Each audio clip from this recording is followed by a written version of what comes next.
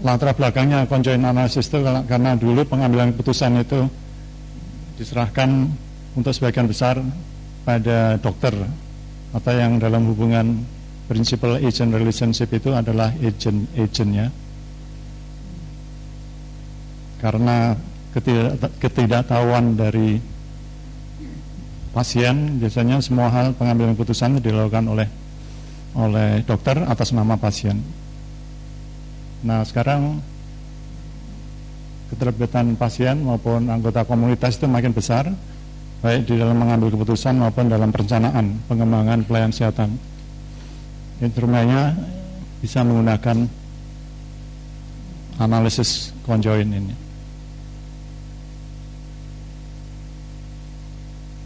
Saya kira kalau di Indonesia kan bisa ya, analisis conjoint dengan mengganti Y-nya menjadi I, conjoint dengan K, saya kira. Karena kita kan juga sering menggunakan ya, konferensi, ya, konfederasi, jadi join saya kira juga sudah. Tapi T-nya tentu saja dihilangkan. Jadi sejak 1989 makin meningkat kesadaran tentang pentingnya memperhatikan nilai-nilai dan preferensi pasien. Contohnya dalam 20 tahun ke belakang itu makin ditekankan tentang pelayanan kesehatan yang berpusat pada pasien, dan juga komunitas dalam proses pengambilan keputusan dan perencanaan pelayanan kesehatan. Maka sejak 1990-an mulai dikembangkan penggunaan conjoint analysis untuk mengungkapkan pandangan preferensi pasien dalam komunitas tentang pelayanan kesehatan. Ini tentu saja manfaatnya adalah dengan memperhatikan nilai preferensi pasien itu akan meningkatkan manfaat penyediaan pelayanan kesehatan, karena yang menggunakan adalah pasien, bukan dokter. Ini sebenarnya merupakan sebuah metode ilmiah untuk menilai preferensi atau kesukaan dari pasien. Tidak harus pasien, tetapi juga anggota komunitas. Conjoint analysis bisa digunakan untuk memperkirakan kepentingan relatif berbagai aspek, atau biasa disebut juga atribut karakteristik suatu pelayanan dan trade-off antar berbagai aspek itu, serta utilitas. Ini mohon maaf ya, salah ejaan, agak ceroboh saya. Utilitas dan manfaat atau kepuasan total yang dapat diperoleh responden dari penggunaan suatu produk atau pelayanan kesehatan.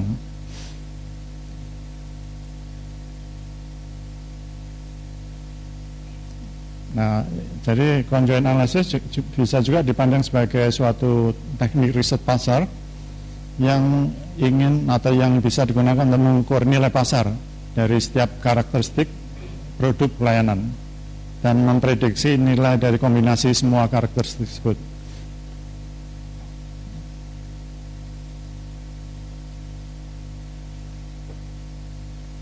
Nah, ini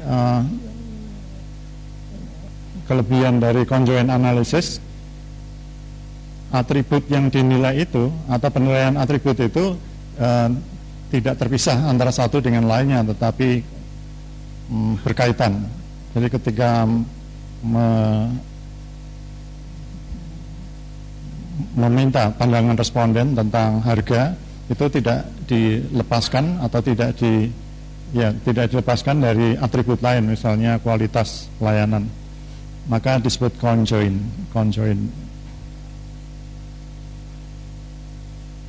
Asumsi yang digunakan,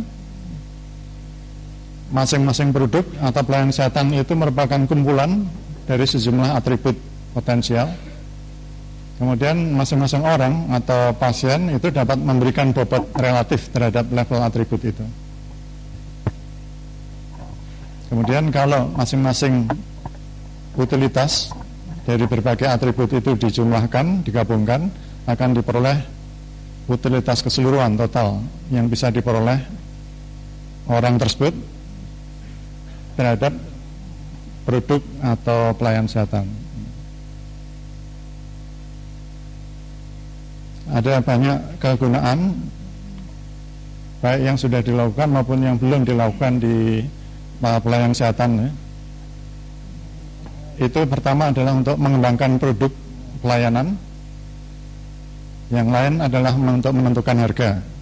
Misalnya untuk menjawab pertanyaan berapa sebaiknya harga suatu produk pelayanan baru agar diterima dengan maksimal oleh pasar. Bisa juga untuk competitive positioning. Karakteristik apa yang bisa ditonjolkan dalam suatu produk pelayanan agar kompetitif di pasar. Untuk analisis produk, suatu produk yang mungkin sudah ada di pasar bisa dianalisis ulang. Jika memperbesar jumlah produksi produk tersebut, apakah akan meningkatkan pendapatan atau justru menyebabkan kerugian.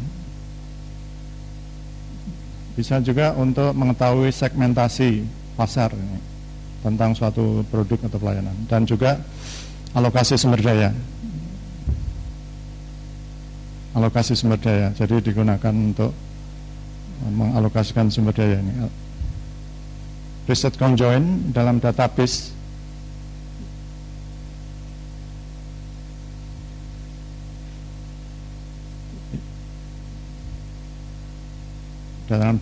PMC ini, kalau kita nulis conjoint dan healthcare ini ada berapa? 1.700 penelitian tentang conjoint analysis dan pelayanan kesehatan. Kalau kita cari di database PubMed ada 271 ini pada saat ini tentang conjoint analysis.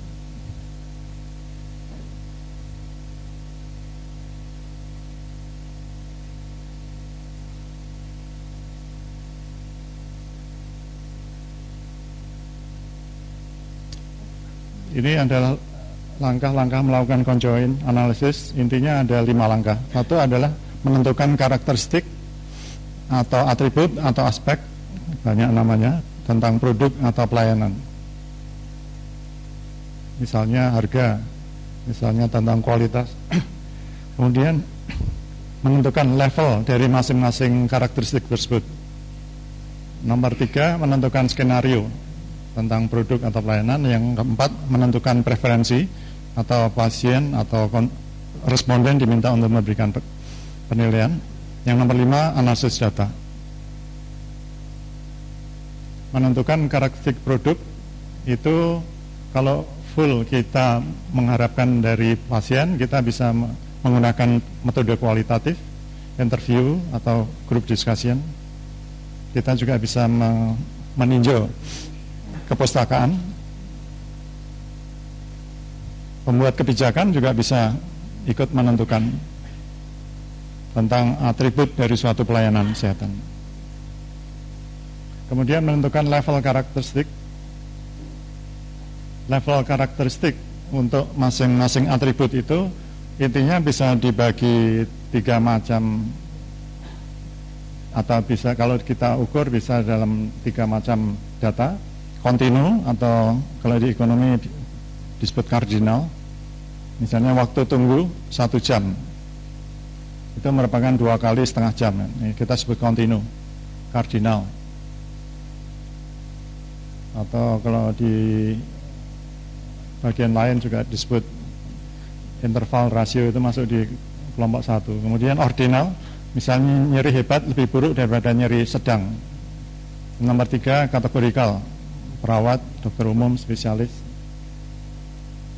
Nah, ini catatan level karakter tersebut yang disodorkan kepada responden harus masuk di akal dan realistis, sehingga responden itu akan serius di dalam menjawabnya.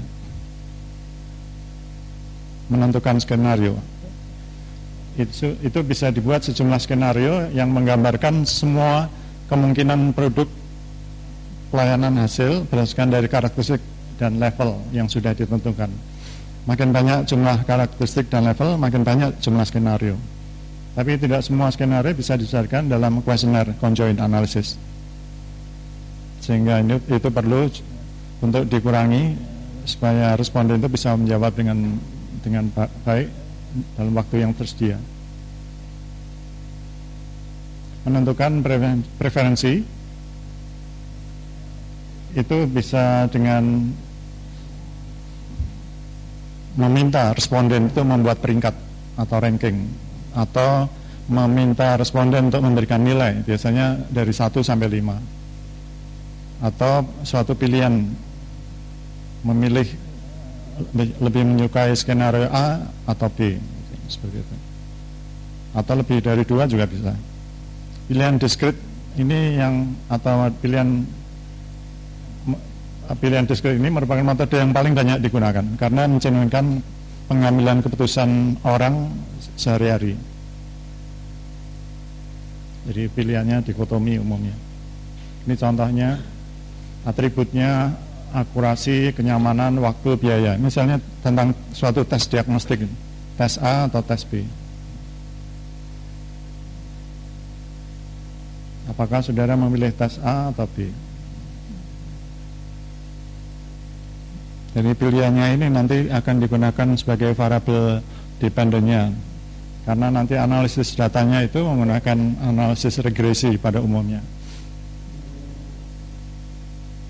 Sedangkan atribut ini merupakan variabel independennya. Akurasi, kenyamanan itu merupakan variabel independent dalam model regresi. Sedang ada nyeri sedikit, nyeri sedang, itu merupakan levelnya tadi yang disebut level dari masing-masing atribut. Apanya? Ya, 200.000 sama 1 juta.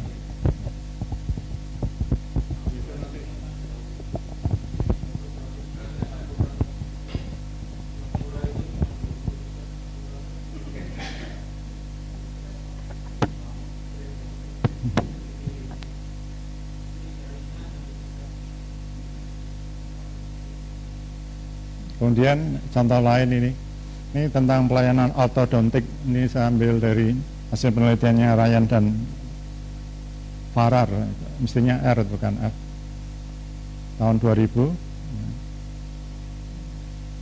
membandingkan keadaan sekarang dan alternatifnya untuk perbaikan ortodontik. Ini di sini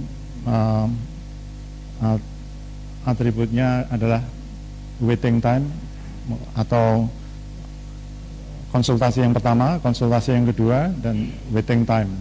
Ini adalah atributnya. Kemudian levelnya itu pada first appointment atau pertemuan konsultasi atau pertemuan pertama itu bisa ada 2 pilihan dalam hal ini, hospital atau lokal. Demikian juga untuk pertemuan kedua. Kemudian ini contoh waiting time, ini yang kita sebut sebagai levelnya kardinal atau kontinu. Sedangkan hospital versus lokal itu kategorikal. Kemudian untuk masing-masing skenario tadi atau choice tadi itu kemudian diminta pasien atau responden memberikan penilaiannya, yaitu yang sepertiga bagian kanan itu.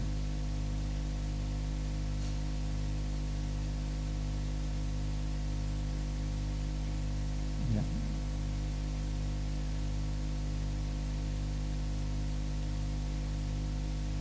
Yang biasa digunakan untuk menghubungkan atau menilai kepentingan relatif dari masing-masing atribut itu adalah regresi untuk manusia.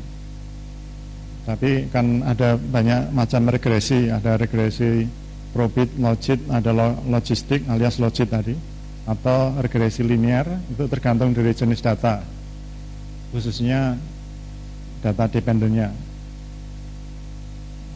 Sebagai contoh dalam penelitian Ryan dan Farrar itu menggunakan yang disebut sebagai order probit regression. Jadi variabel dependennya dikotomi.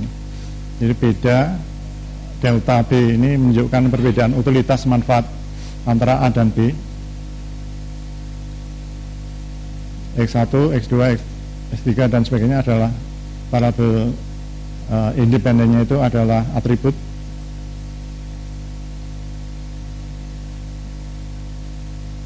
Kemudian besarnya kepentingan relatif dari masing-masing atribut ditunjukkan oleh koefisien regresi. Beta 1, beta 2 dan seterusnya. Nah, contohnya di sini adalah kalau lokasi konsultasi pada pertemuan atau konsultasi pertama itu disingkat atau disebut sebagai log 1, log 2 untuk pertemuan yang kedua. Waiting time disingkat wait.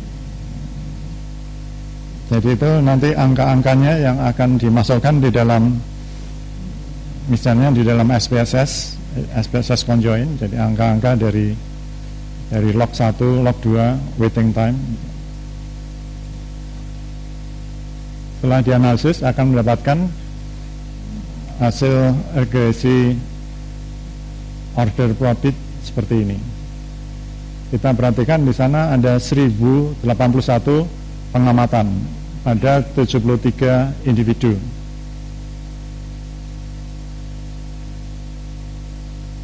Jadi kalau dibuat rata-rata masing-masing individu itu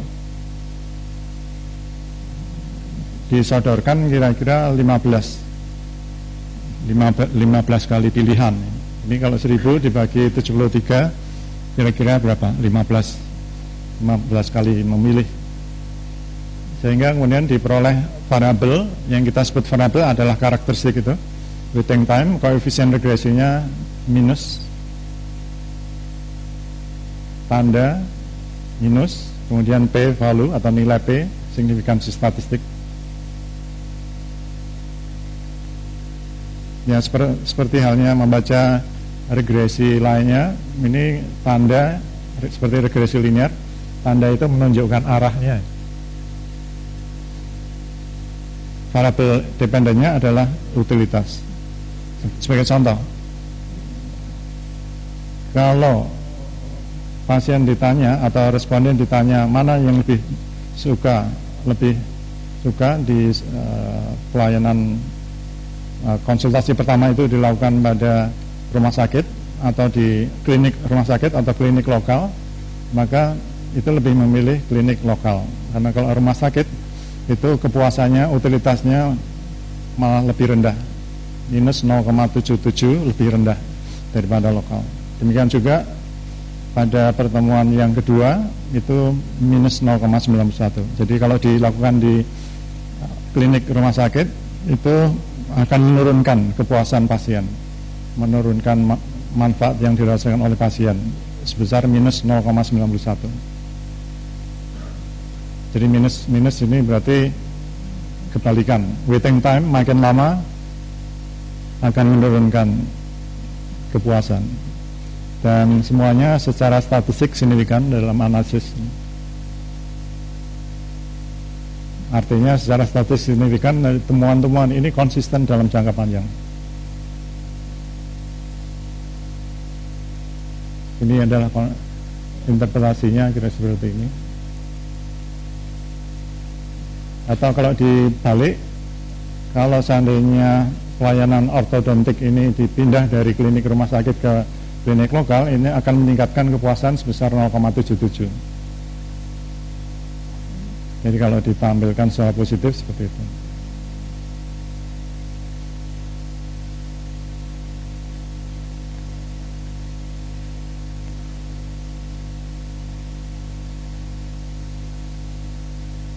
Yang terakhir, di kalimat terakhir itu juga bisa diinterpretasikan orang bersedia untuk menunggu 1,3 bulan lebih lama, yaitu koefisien regresinya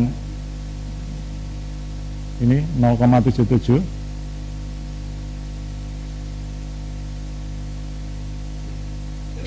dibagi dengan waiting time-nya. Jadi ini kalau disebut sebagai B1 dibagi dengan B3-nya, beta 3 itu artinya angka itu menghasilkan 1,3 bulan lebih lama agar dapat mengunjungi klinik lokal untuk kunjungan pertama,